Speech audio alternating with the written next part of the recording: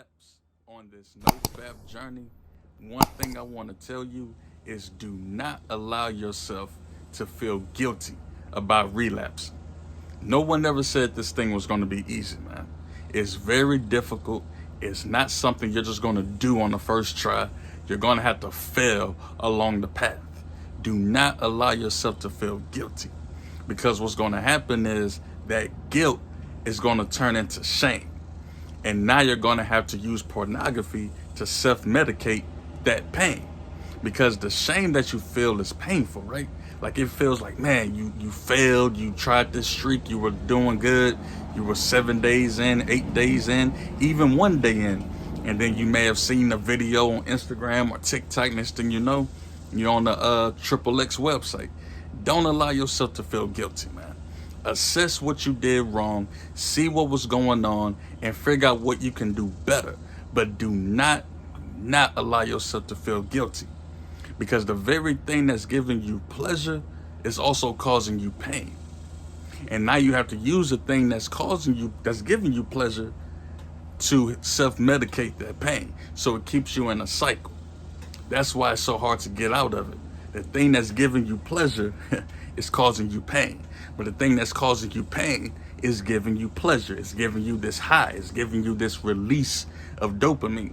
So that's why I'm saying, don't allow yourself to feel guilty about it, man. Ask for forgiveness, pray to the Most High. And another thing I want to let you know, this is what helped me out on my journey.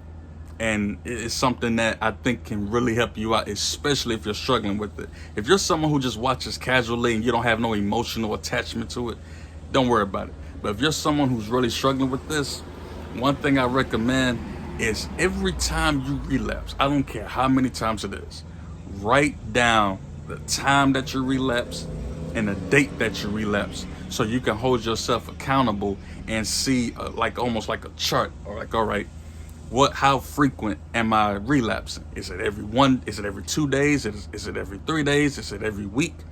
And not only that, don't just write down the time and the date that you relapse. Write down what you were doing at the time and what you were feeling at the time. Because what I realized is that whenever I watched pornography in the past, it always seemed like I watched it when I was stressed out about something. Like, let's say I got some bad news or some news I didn't want to hear. Had a bad day at work. You know how it is. Everyone goes through it. I will find myself self-medicating, getting high, not with weed, not with, used to smoke vape and all that, or, drinking alcohol. But my go-to thing was pornography, because it was easy to access, didn't have to think about it. No one knew about it. I just went on my phone and there you go.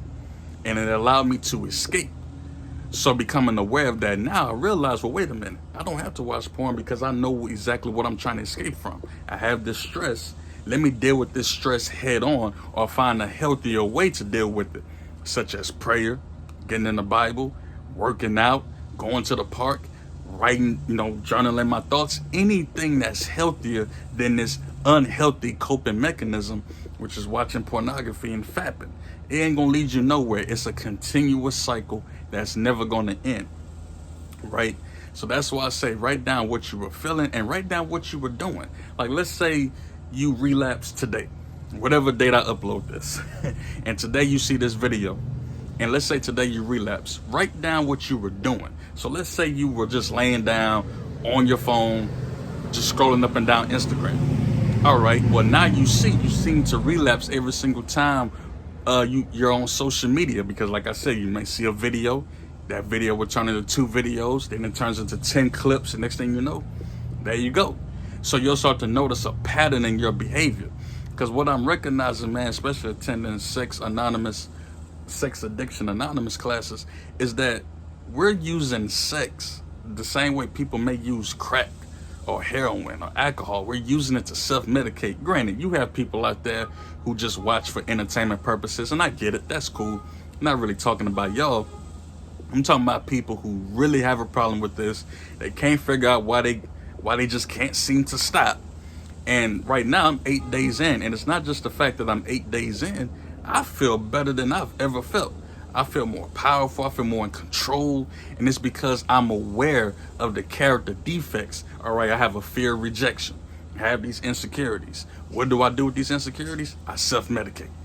But now that I know I have these insecurities and I'm fully aware of it and I'm becoming more aware of it, it allows me to attack these things head on instead of using this drug to numb myself. Maybe you're someone who deals with rejection. Maybe you're someone who feels depressed. Maybe you're someone who feels stressed out. Because think about how easy it is to access pornography. Think about it. If you want to go buy some weed, you got to call someone. You got to make sure the weed is right. You got to make sure everything is cool. With porn, bro, you just go to a website. You can just go on Twitter, to be honest with you, and just all day just scroll up and down without thought, and it allows you to escape your responsibility. Like, I'm someone who procrastinates a lot. I could write a book. Matter of fact, I may write a book about procrastination. So I procrastinate, knowing I have better things to do. But instead of dealing with those responsibilities and those duties, those things I need to do to better myself, I avoid that work and I proceed to jerk. Woo! You get what I'm saying? So that's what it is, man. Hope that helped you out, man. Just want to make this quick video. I know a lot of people are struggling with this. That's why I've been making more of this content. Greatly appreciate it. If this video helped you in any way, drop a like. Please drop a comment. I don't care if it's a good or bad review. It helps with the algorithm at this point. So I'm trying to really understand how this algorithm works. So if it helps you in any way, please like the video, comment, share, subscribe if you haven't. And let's keep the good fight going, man. You're not alone. It's a battle, but we can get this right, man. Like I said, write down the time, the date, what you were doing, and what you were feeling at the time. You do that, I guarantee it's not going to get easy, but it'll become a lot easier to recognize why you're doing it. Because it's not about what you're doing. Okay, you watch porn. Okay, but why are you watching porn? Same way with someone who drinks alcohol. Okay, you drink alcohol. Why do you drink? Oh man, it's because I'm stressed, had a bad day at work. You see, all of these reasons we tell ourselves to justify the things we do. So it's not about what you do, it's about why you do what you do. You feel what I'm saying?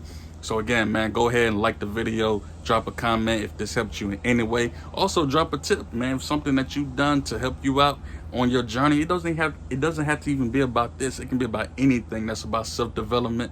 Drop a comment, share, and let's really start this engagement. Let's start talking, helping each other out, man. Because at the end of the day, everyone needs help, regardless of race, regardless of background, regardless of where you are in life. Rich, poor, doesn't matter, man. We all need help with this, man, because it's a battle, it's a struggle. The porn industry has made a lot of money off of our insecurities and lust. I'm gonna say that for another video, but come on, man, let's get some of our time back. Kendo.